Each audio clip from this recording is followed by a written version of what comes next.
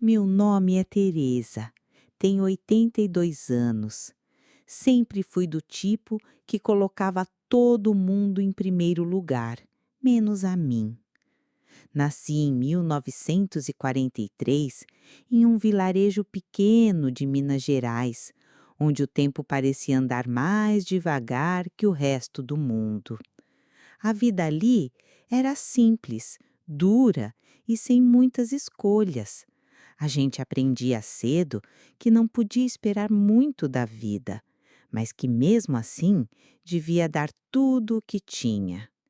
Desde menina me diziam: você é mulher, precisa aprender a cuidar da casa, dos irmãos, do futuro marido. E assim eu fiz.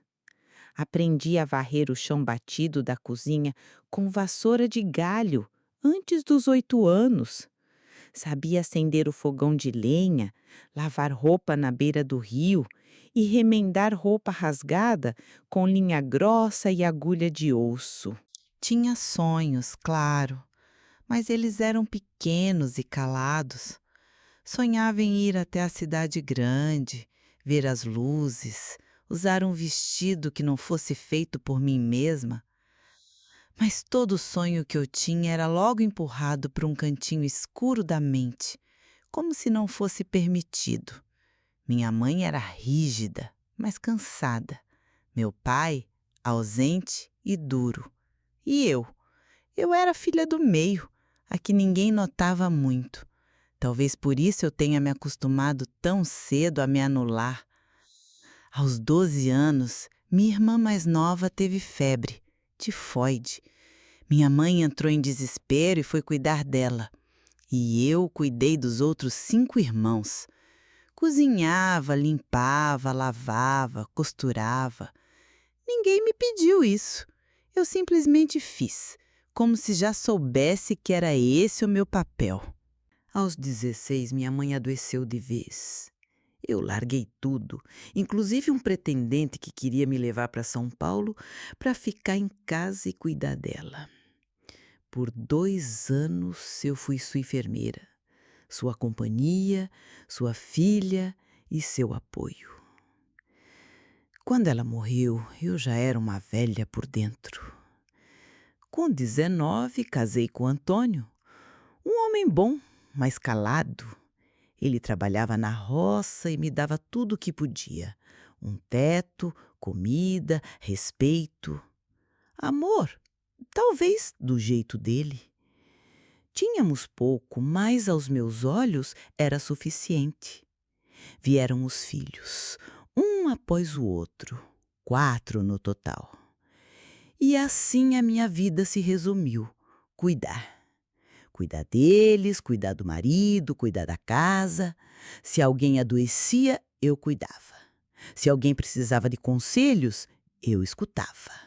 Se alguém errava, eu perdoava. Eu me tornei aquela mulher que sempre dizia: pode deixar, tô bem sim, mesmo quando não estava. E eu achava que isso era amor. Mas o tempo me mostrou que talvez eu só tivesse medo de dizer eu preciso, porque toda vez que tentei, fui ignorada. E então aprendi a calar. Quantas vezes fui dormir chorando no escuro, com dores no corpo e mais ainda na alma, sem que ninguém notasse? Quantas vezes deixei de comprar um sapato novo para comprar o caderno do filho? Quantas vezes economizei até no sabão só para sobrar para a conta de luz? E o mais triste é que eu não esperava nada em troca, nem agradecimento. Bastava ver todos bem, isso era meu combustível. Mas agora, aos 82 anos, sentada nessa cadeira velha, com o joelho doendo e o silêncio como companhia, eu começo a me perguntar: será que alguém teria feito o mesmo por mim? Eu fui a mulher que todos procuravam quando precisavam. Mas e quando eu precisei? Essa pergunta ecoa dia após dia. E é aí que eu percebo. Sempre fui a última da fila. na fila do afeto, do cuidado, da atenção. Hoje não me restam muitos pedidos. Só queria que alguém, algum dia, tivesse olhado para mim e dito: "E você, mãe? Tá bem? Quer um abraço? Quer descansar um pouco?" Os anos passaram rápido demais. Meus filhos cresceram diante dos meus olhos, como se o tempo tivesse acelerado só para me mostrar o quanto eu estava ficando para trás. Um dia eles estavam com as mãos pequenas, me chamando para brincar, pedindo colo. No outro estavam altos, com voz grossa, pedindo a chave de casa, voltando tarde e me olhando como se eu fosse apenas uma parede. Eu me lembro do dia em que meu filho mais velho, o José, passou no vestibular. Foi o primeiro da família a entrar em uma faculdade. Eu vendi minha máquina de costura antiga para pagar a primeira mensalidade da República. Ele me abraçou apertado e disse: "Prometo que vou te dar orgulho, mãe." E ele deu, mas também me deu saudade. A casa começou a ficar mais vazia conforme cada um encontrava seu caminho. Eu ficava feliz, claro. Queria que eles tivessem o que eu nunca tive, mas ao mesmo tempo eu me sentia menor, como se uma parte de mim tivesse sendo levada com cada mala que cruzava a porta. Continuei cuidando da casa, mesmo sem eles. Fazia café para dois, mas acabava bebendo sozinha. Cozinhava demais e depois distribuía as sobras para os vizinhos. Meu marido também foi ficando mais calado, talvez porque nós dois já não sabíamos mais como conversar sem os filhos por perto. Quando os netos vieram, eu ganhei um novo motivo para sorrir. Me chamavam de vó T e corriam para o meu colo como se eu fosse um porto seguro. E eu era. Fui babá, enfermeira, professora improvisada, contadora de histórias. Eu cuidava deles com o mesmo zelo que cuidei dos meus filhos, talvez até mais. Mas mesmo assim, algo dentro de mim dizia que eu já não era a prioridade de ninguém. Meus aniversários eram lembrados com mensagens de WhatsApp, minhas dores tratadas como coisa da idade. E quando comecei a esquecer coisas simples, me chamaram de avoada. Riram. Ninguém perguntou se eu estava preocupada. E eu estava. Me lembro de uma noite em especial. Era inverno. Eu estava com febre, tremendo, e não quis incomodar ninguém. Esperei até o dia seguinte para ir para o posto de saúde. Quando contei isso para minha filha, ela disse: "Mãe, por que você não ligou?" E eu respondi: "Porque você já tem tanto para fazer."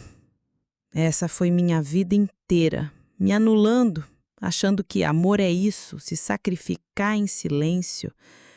Hoje eu sei que amor também é cuidado, também é ouvir, abraçar, estar presente. E eu que dei tanto disso, recebi tão pouco. Eles cresceram e eu desapareci aos poucos, como se minha missão tivesse terminado, como se eu fosse um capítulo antigo de um livro que já ninguém relê. Mas eu ainda estou aqui, respirando, sentindo, esperando.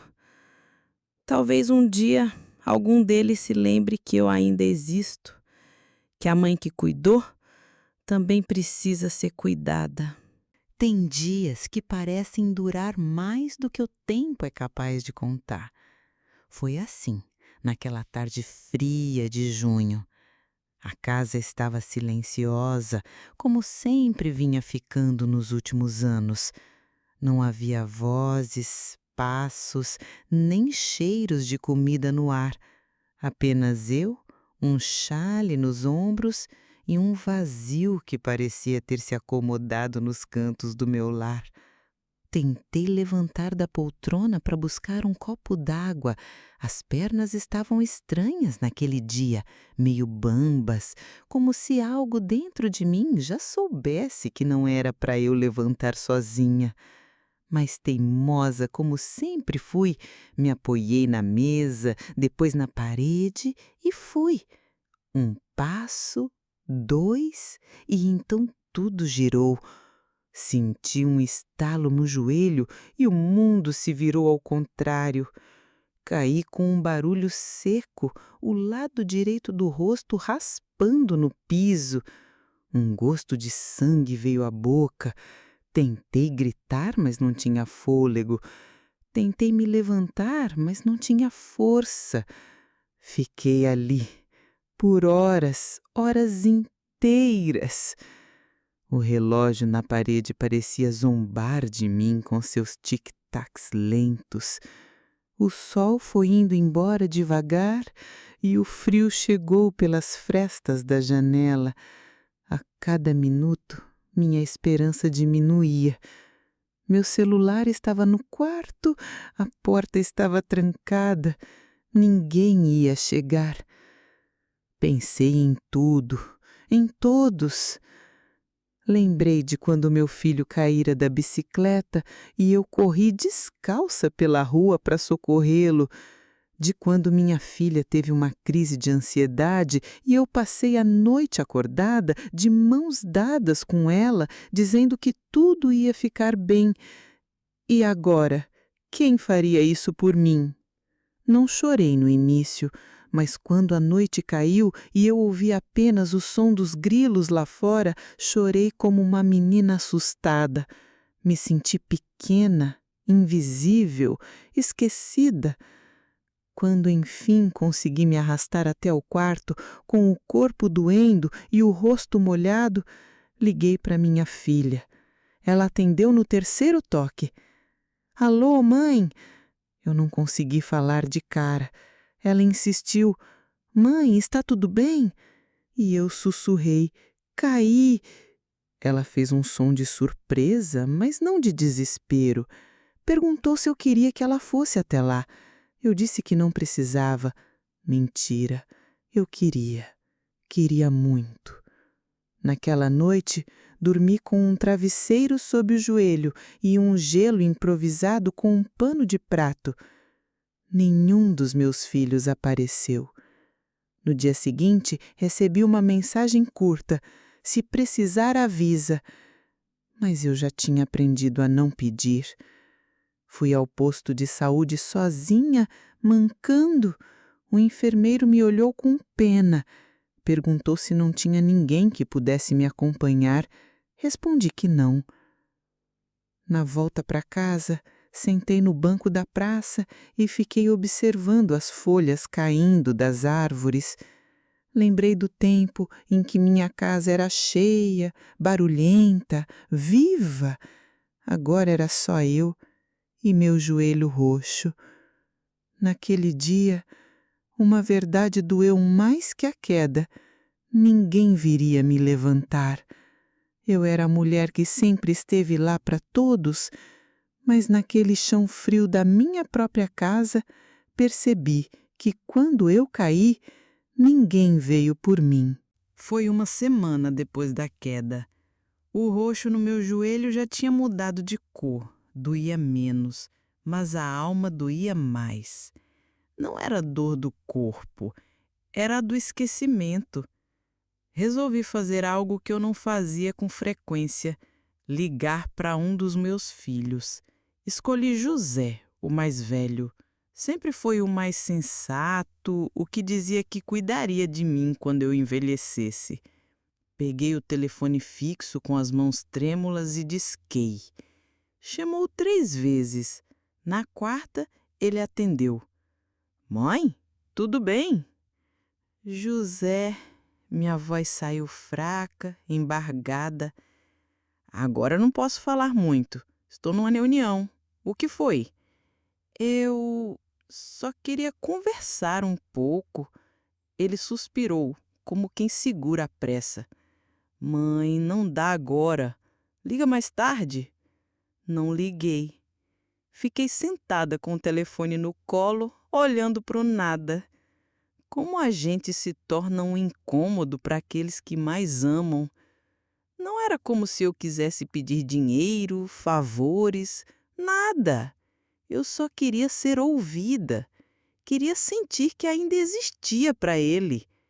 Naquele dia comecei a entender que meu tempo de importância tinha passado. Fui fazer café. Cada passo era um lembrete do cansaço acumulado, das noites sem dormir por eles, das febres que baixei, das broncas que levei por defendê-los. Tudo parecia distante agora, como um filme que a gente já viu, mas ninguém quer rever. Mais tarde, ele não retornou à ligação, nem no dia seguinte. Na semana que se seguiu, olhei para o telefone diversas vezes. Quis ligar de novo, mas me contive. O medo de ouvir mais uma vez "agora não dá" foi maior. Passei os dias em silêncio, fiz crochê, li um pedaço da Bíblia, organizei fotos antigas. Numa delas, José, ainda pequeno, deitado no meu colo com febre, eu com os olhos inchados de preocupação e amor. Agora ele nem tinha 5 minutos para mim. Não culpo meu filho. Ele tem a vida dele, trabalho, responsabilidades, mas ainda assim o coração de mãe não entende essa ausência como normal. Ele sente como rejeição, como abandono. E eu, que um dia fui o centro de tudo, me vi ali, esquecida. Na reunião da vida deles, eu não tinha mais lugar. Dias depois daquela tentativa frustrada de ligação, resolvi tentar de novo. Mas dessa vez, liguei para o telefone da casa do meu segundo filho, o Carlos. Ele não costumava atender o celular, mas a esposa dele, minha nora, geralmente atendia o fixo. Ela atendeu com a voz seca. Alô? Oi, filha. Aqui é a Teresa. Tudo bem? Silêncio por um segundo.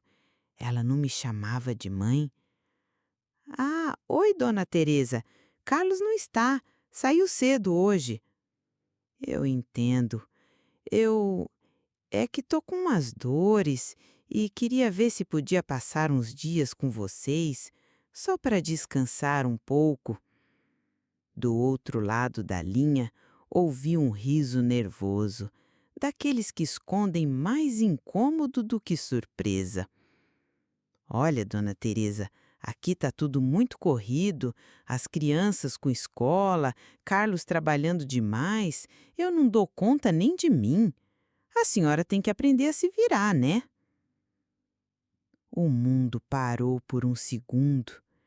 Cada palavra dela cortava mais do que qualquer queda. A senhora tem que aprender a se virar.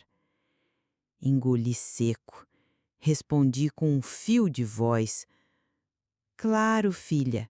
Desculpa incomodar. Desliguei antes que ela dissesse mais alguma coisa que pudesse doer.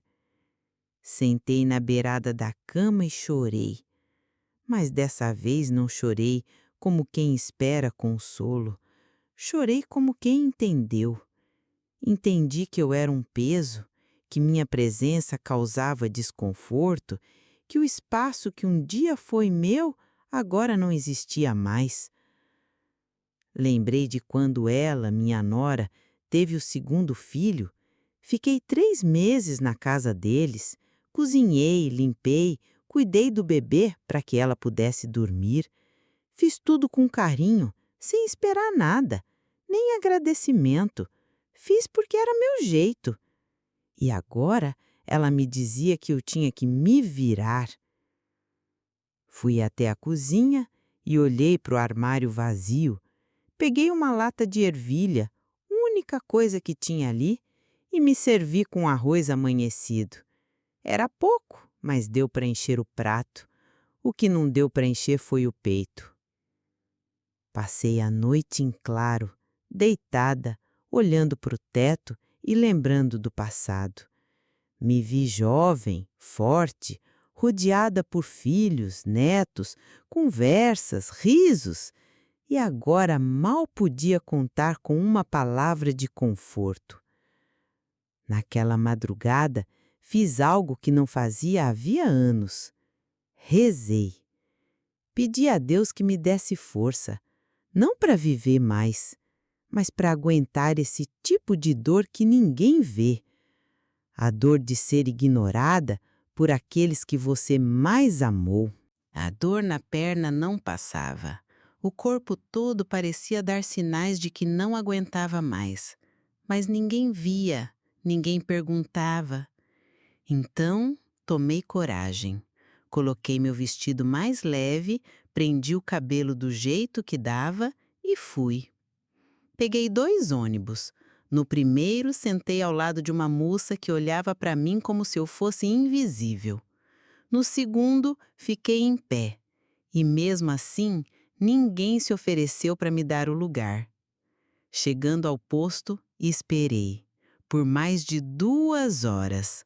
Olhavam para mim como se fosse apenas mais uma velha na fila.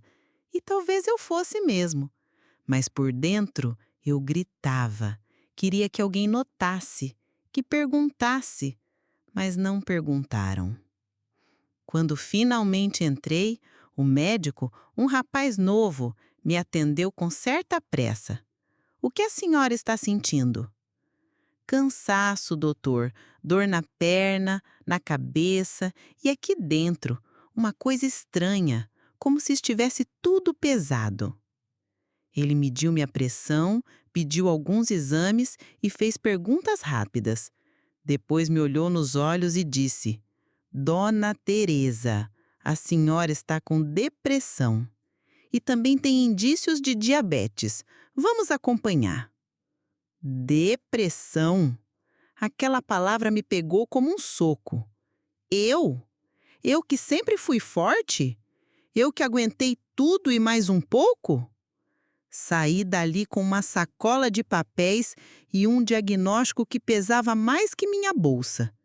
Fiquei sentada num banco na calçada, esperando o ônibus de volta. Passaram dezenas de pessoas. Nenhuma me olhou 2 vezes. Cheguei em casa no fim da tarde e a solidão era minha companheira. Ela abriu a porta comigo, jantou comigo, dormiu comigo.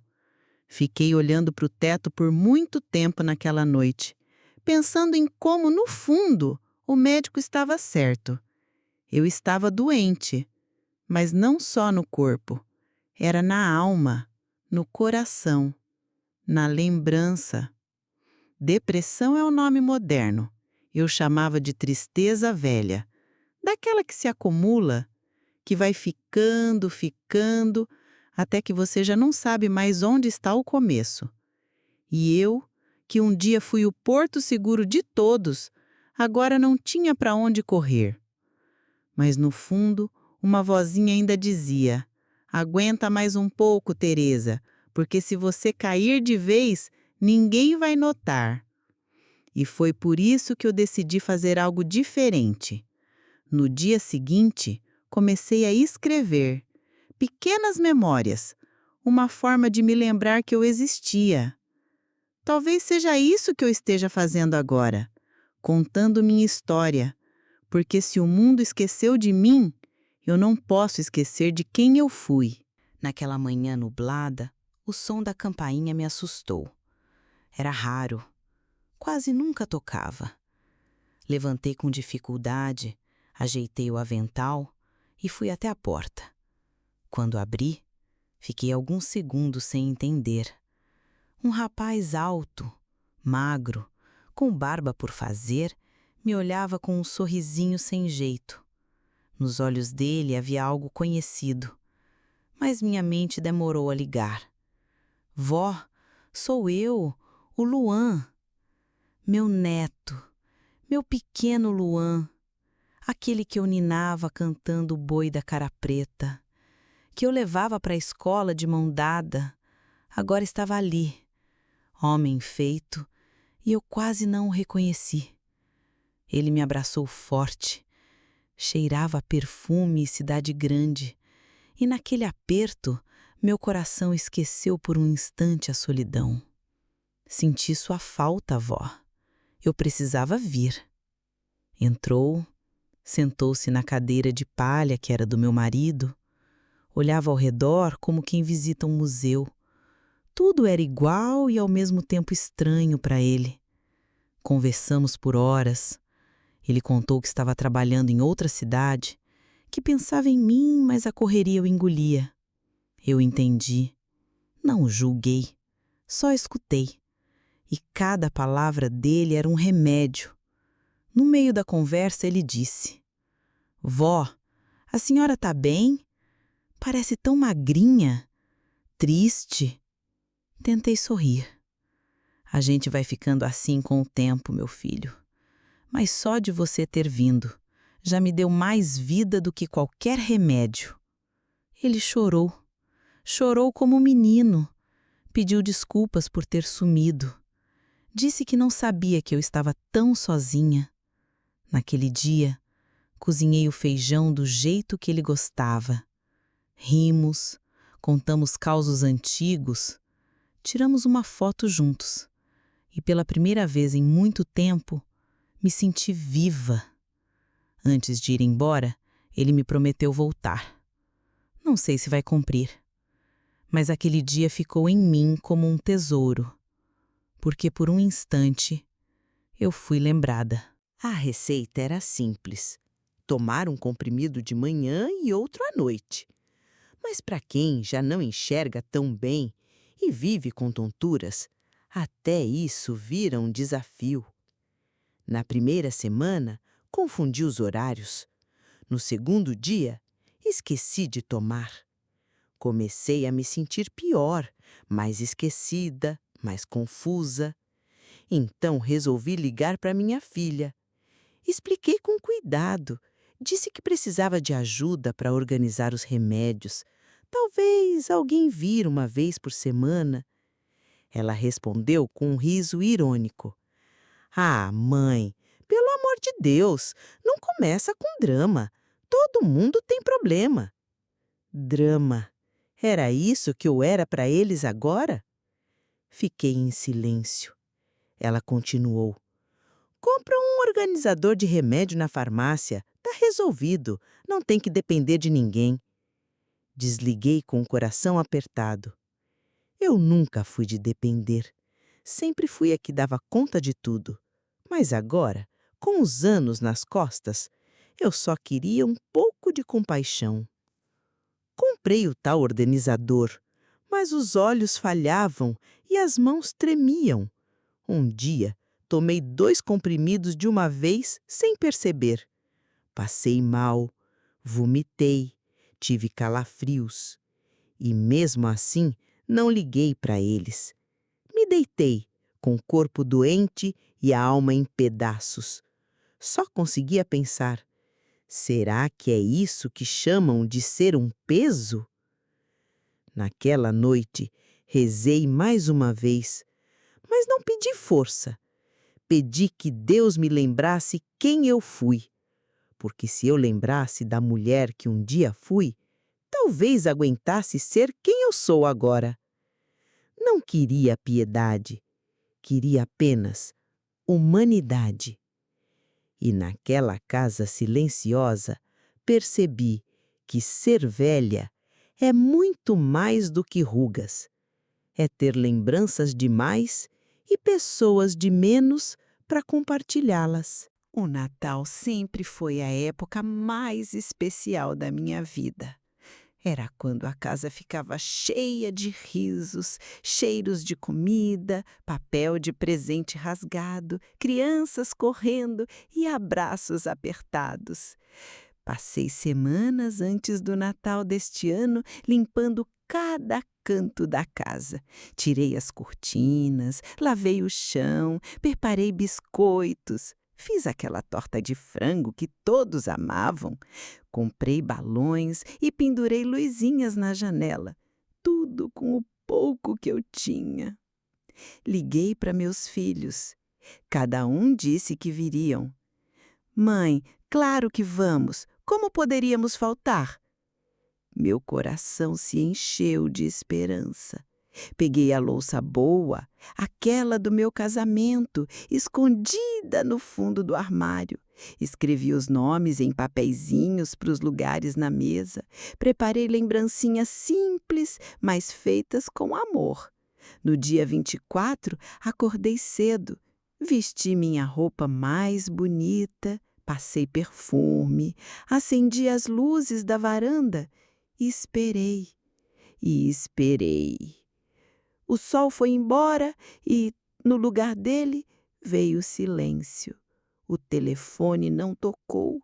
Ninguém bateu à porta. Sentei na mesa posta e esperei um pouco mais. A comida esfriou, as velas queimaram até o fim. Por fim, comi sozinha. Cada garfada vinha com um soluço. Cada lembrança pesava como chumbo no peito.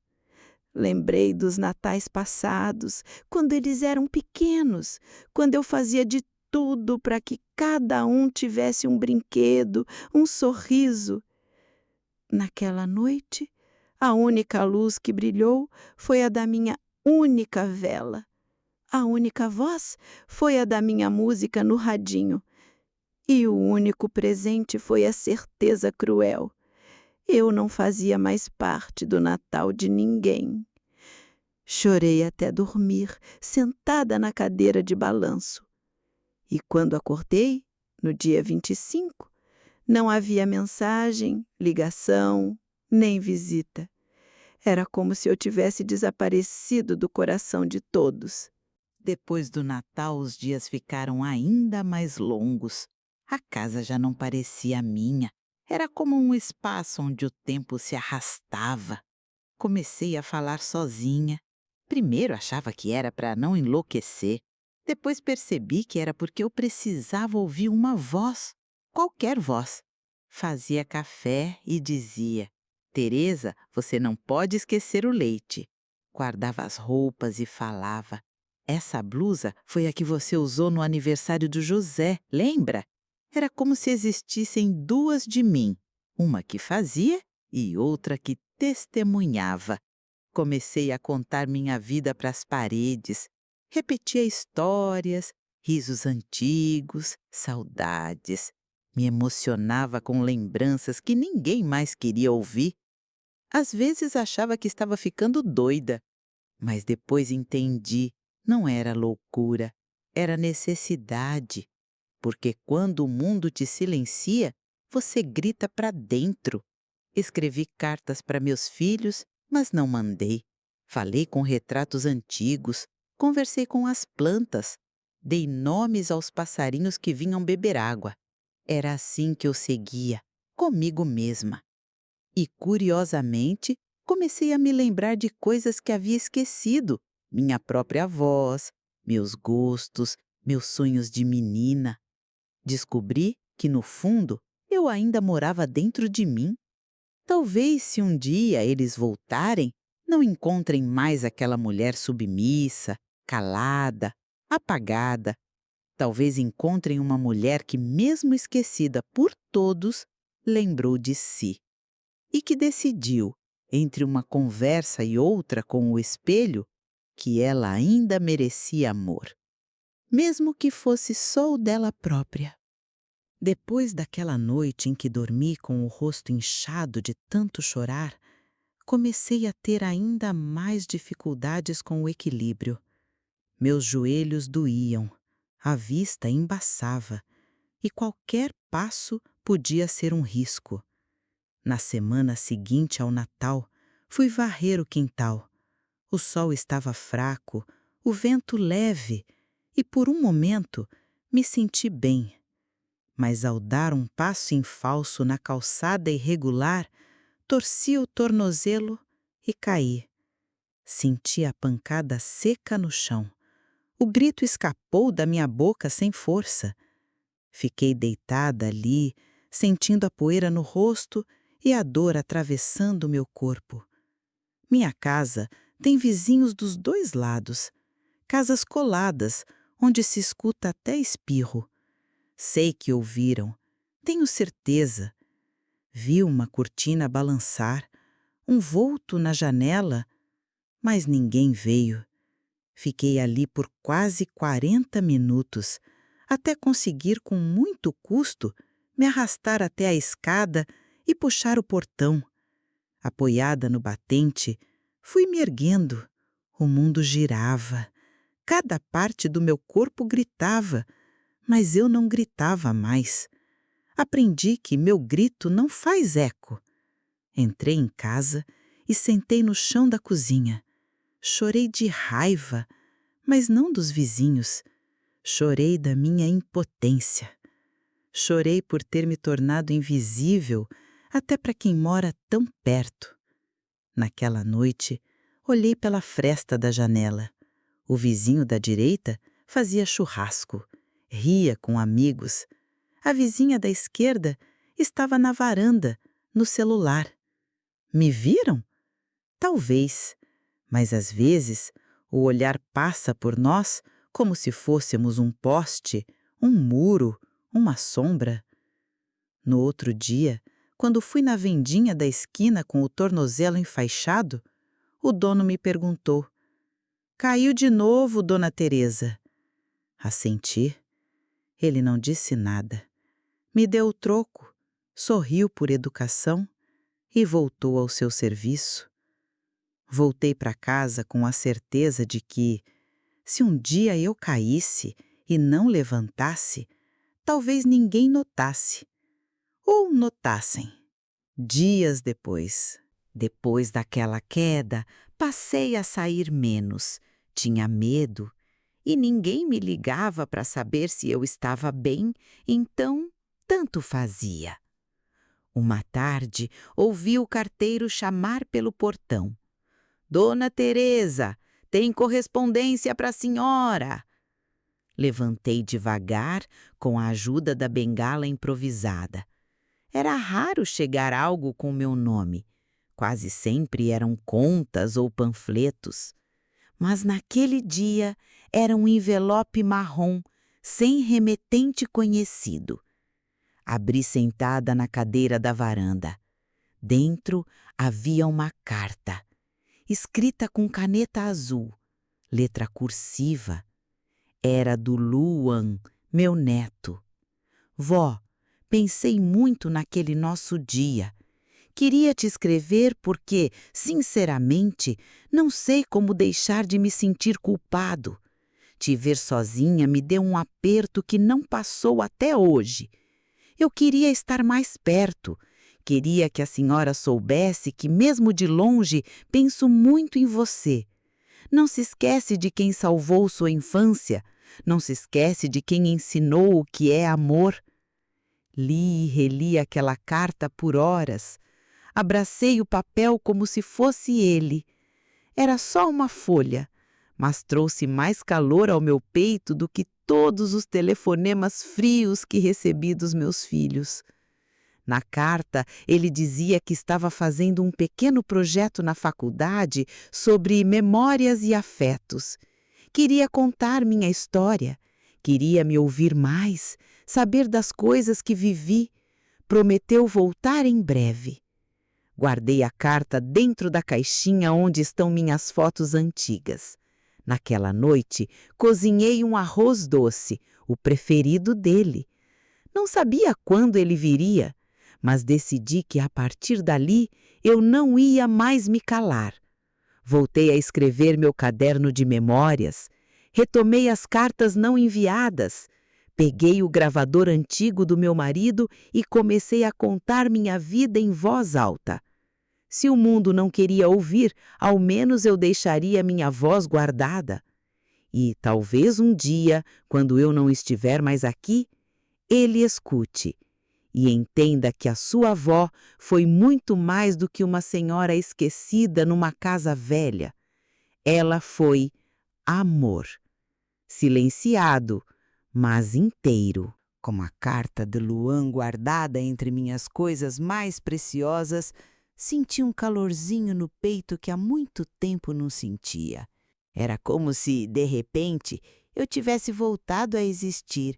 Alguém ainda queria ouvir minha história. Dias depois, ele me ligou. A voz dele estava mais leve, diferente. Disse que queria gravar uma entrevista comigo para o trabalho de faculdade. Eu tremi por dentro. Era estranho pensar que, depois de tanto tempo ignorada, Agora alguém queria me escutar com atenção. Marcamos para um sábado. Passei a semana toda ansiosa. Revi memórias, separei fotos, lavei a louça antiga e preparei meu café forte, do jeito que ele sempre gostou.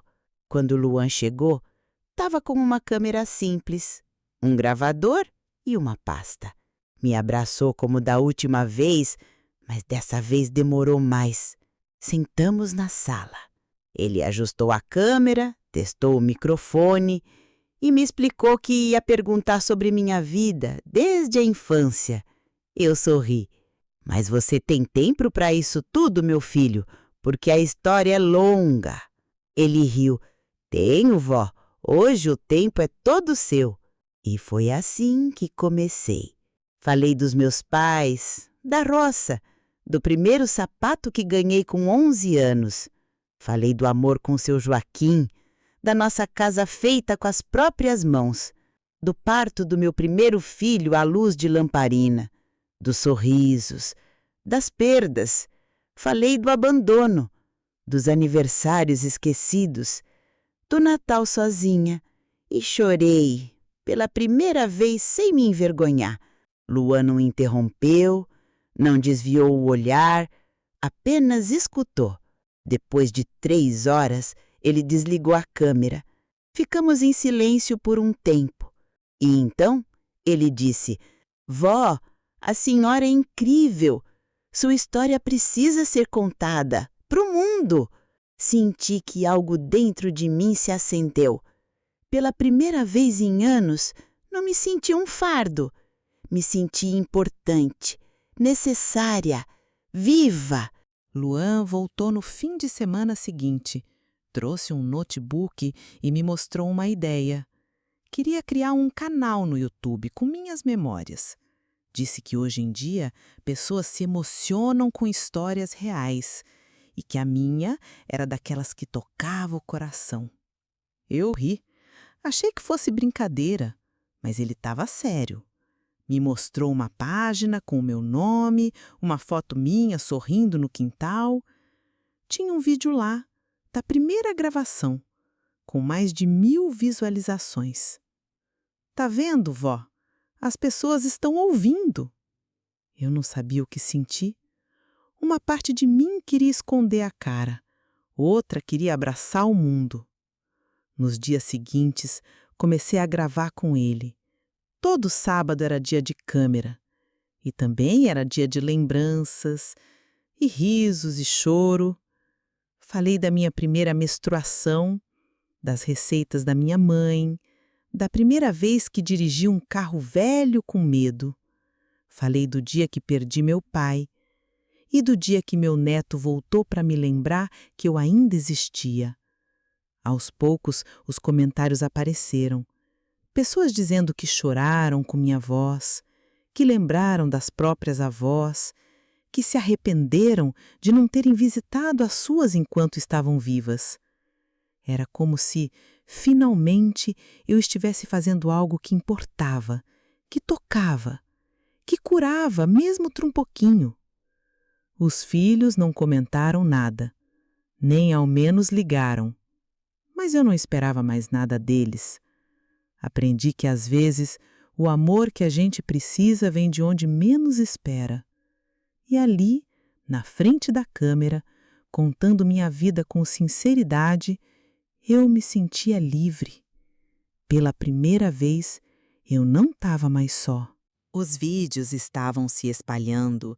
Luan me contava que cada vez mais pessoas estavam assistindo, comentando, se emocionando com as minhas palavras.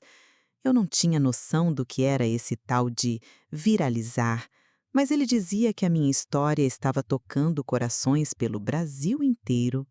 Comecei a receber cartinhas, algumas deixadas no portão, outras pelo correio. Eram palavras doces de gente que eu nunca tinha visto, mas que pareciam me conhecer melhor do que meus próprios filhos. Numa tarde de chuva fraca, enquanto eu costurava uma barra de vestido na sala, ouvi batidas no portão. Estranhei. Olhei pela fresta da janela. Era um rapaz, jovem, com uma mochila nas costas e um envelope nas mãos. Dona Teresa? Assenti com a cabeça e abri devagar. Ele sorriu. Me chamo Vinícius. Moro aqui perto. Vi seus vídeos com meu irmão mais novo. A gente se emocionou muito. Ele é especial, tem dificuldades de fala, mas quando ouviu a senhora contando da sua infância, ele sorriu como há muito tempo eu não via. Engoli em seco. Ele me estendeu o envelope. Ele desenhou isso para a senhora. Abri e vi um desenho feito com lápis de cor. Uma casa simples, uma senhora de cabelo preso, um passarinho pousado na janela. Chorei sem vergonha. Convidei o menino para entrar, mas ele recusou. Minha mãe é que não deixa, mas queria dizer: obrigado por lembrar a gente que existe amor simples, amor de vó. Ele se despediu, correu pela rua molhada e eu fiquei parada ali, com o envelope apertado no peito. Nunca imaginei que um dia minhas memórias, aquelas mesmas que os meus ignoraram, tocariam corações tão distantes. Talvez eu nunca tenha sido tão ouvida como agora. Pouco tempo depois da visita do menino, Luan chegou com os olhos brilhando. Vó, uma jornalista entrou em contato. Ela viu nossos vídeos e quer fazer uma entrevista com a senhora. Pro jornal da cidade e talvez até para um portal grande. Fiquei sem saber o que dizer. Jornal? Minha história? Na semana seguinte ela veio, jovem, educada, gravador em mãos. Me chamou de Dona Teresa, com respeito. Me ouviu, me olhou nos olhos e, mais do que tudo, fez perguntas que mostravam que ela realmente queria saber quem eu era. Perguntou sobre minha juventude, sobre os tempos difíceis, sobre como era ser mulher na roça, como criei meus filhos, como suportei a solidão. E como a senhora se sente agora, contando sua história pela internet? Suspirei. Me sinto viva, pela primeira vez em muito tempo. A entrevista saiu dias depois. Trouxeram um exemplar impresso. Minha foto na capa da seção de cultura. Tanta gente veio bater palma no portão. Vizinhos que antes não falavam comigo, agora diziam: "Parabéns, Dona Teresa, que história bonita!" Teve até quem trouxesse bolo, flores, bilhetes. Não que eu precisasse disso, mas depois de tantos anos de silêncio, aquele carinho era como o sol depois de uma longa tempestade.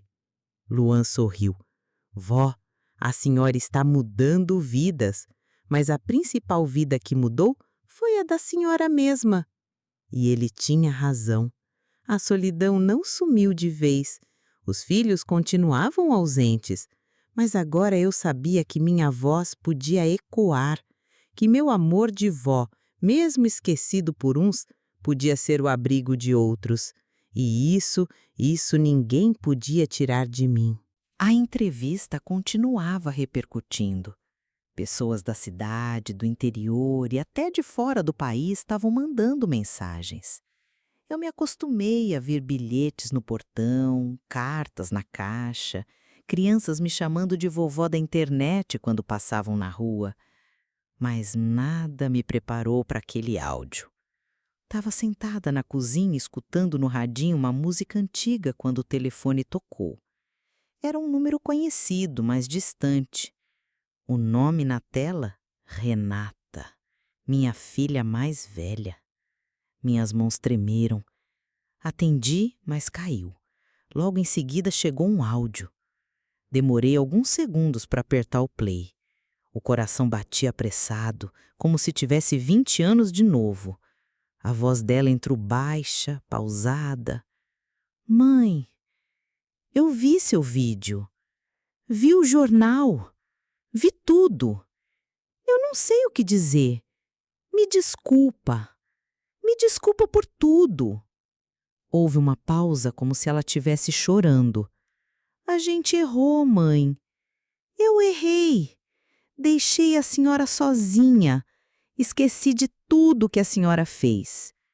Eu não sei nem se mereço ser chamada de filha. Meus olhos se encheram. A dor, o alívio, a confusão, tudo veio de uma vez. Ela continuou. Se a senhora ainda quiser, queria visitar, ouvir, me deixa tentar, mesmo que seja tarde. Apertei o celular contra o peito. Não chorei, sorri, porque o que eu sempre quis não era dinheiro, ajuda, flores, era reconhecimento. Era que olhassem para mim como quem diz, eu vejo você. E naquele instante, minha filha me via de novo. Respondi no dia seguinte, não com um áudio, com uma carta, escrita com minha caneta azul preferida. Renata, não existe hora errada para se amar de novo.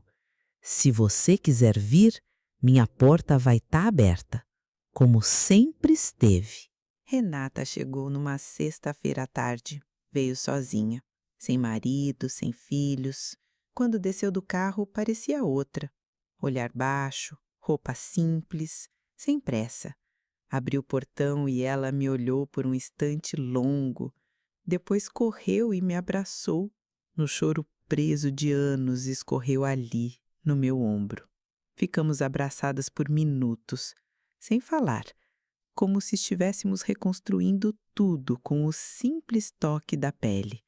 Ela entrou, viu as fotos na parede, os livros, a cadeira de balanço, sentou no mesmo banco em que um dia sentou com os irmãos ainda criança. Conversamos por horas. Falei pouco, deixei que ela falasse. Sobre a vida corrida, sobre os erros, sobre como ela se perdeu nas próprias escolhas. Disse que me assistiu escondida, com vergonha de admitir para o marido que havia ignorado a própria mãe. Cozinhamos juntas, fizemos a torta que ela gostava. Botei a mesa com a louça de ocasião que jazia esquecida no armário. Acendi uma vela no centro. E pela primeira vez em anos, a mesa não estava vazia. Enquanto comíamos, ela segurou minha mão. Mãe, eu quero voltar. Quero reconstruir. Me deixa te cuidar agora? Olhei nos olhos dela e vi a menininha de tranças pedindo colo depois de um tombo. E sorri. Me cuide, filha, mas não com culpa.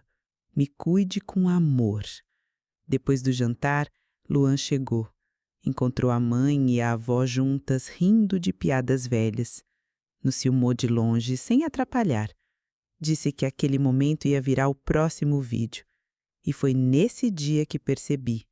A mesa que um dia esteve cheia, depois vazia, agora voltava a ter sentido. Não sei se os outros filhos virão, mas uma veio, uma voltou, e isso já era o bastante para me lembrar. Ainda vale a pena acreditar no reencontro. Com a volta da Renata, meus dias mudaram. Ela vinha sempre que podia, ficava horas sentada na varanda comigo. Começamos a reconstruir uma ponte que um dia parecia desabada. Não havia mais cobranças, apenas escuta e cuidado. Certo dia, estava lavando uma toalha no tanque quando percebi que estava sorrindo. Não um sorriso forçado ou educado. Era um sorriso leve, espontâneo, daqueles que saem da alma. Parei, apoiei as mãos na beirada do tanque e fiquei ali, sentindo a água escorrer entre os dedos. Me vi naquele momento, sozinha, mas em paz. E pensei, talvez o cuidado que eu sempre esperasse tivesse enfim nascido dentro de mim. Luan seguia gravando nossos encontros. Agora ele trazia perguntas mais profundas sobre medo de morrer, sobre o que é envelhecer sem companhia. Falei tudo, sem medo, porque não me sentia mais sozinha. Um dos vídeos bateu 1 milhão de visualizações e vieram convites, programa de TV, entrevistas, documentário. Recusei quase todos. Queria que aquilo não virasse espetáculo. Queria que fosse memória. Comecei a receber cadernos de outras senhoras, cadernos com histórias, cartas, pedidos de ajuda, gente que se sentia como eu me sentia antes, esquecida, deixada de lado. Resolvi responder cada uma, com minha letra trêmula, mas firme. Você ainda importa, mesmo que eles não vejam, mesmo que o mundo pareça te ignorar. Sua existência é poesia. E aos poucos fui entendendo que minha dor virou ponte, meu abandono, acolhimento, minhas feridas, testemunho. Naquela semana, comprei flores, enfeitei a sala, recolhi fotografias e colei na parede como se fosse um mural da minha vida. Me vi em cada fase: menina, mãe, viúva, esquecida e agora inteira. E foi nesse dia que sorri sozinha, porque enfim eu estava de volta. O tempo passou. Os dias ganharam outro ritmo. Ainda tenho dores nas pernas, ainda tomo remédios, ainda faço café mais forte do que devia. Mas agora existe algo que não havia antes: serenidade. Nem todos os filhos voltaram. Uns mandaram mensagens curtas, outros silenciaram de vez. Mas eu não os odeio. Aprendi que o amor é escolha, mas o perdão é liberdade. Renata me visita sempre. Luan criou um espaço online com várias histórias de outras vovós. Chama de Memórias Vivas. Disse que quer transformar em livro e pediu que eu assinasse o prefácio. Assinei, com orgulho, com verdade.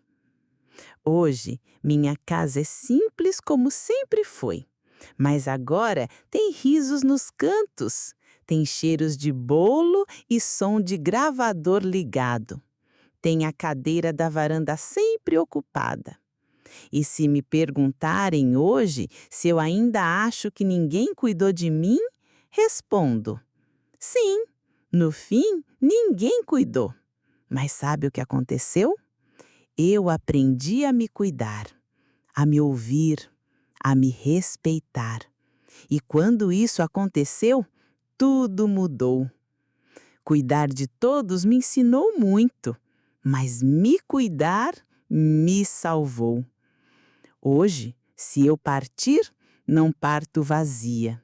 Deixo minha história contada, minha dor transformada, minha memória registrada. E quem sabe, algum neto ou neta por aí, ao ouvir minha voz, não lembre da própria avó e decida: vou cuidar dela antes que seja tarde. Porque, no fim das contas, toda avó carrega um mundo dentro do peito. E nenhum mundo merece ser esquecido.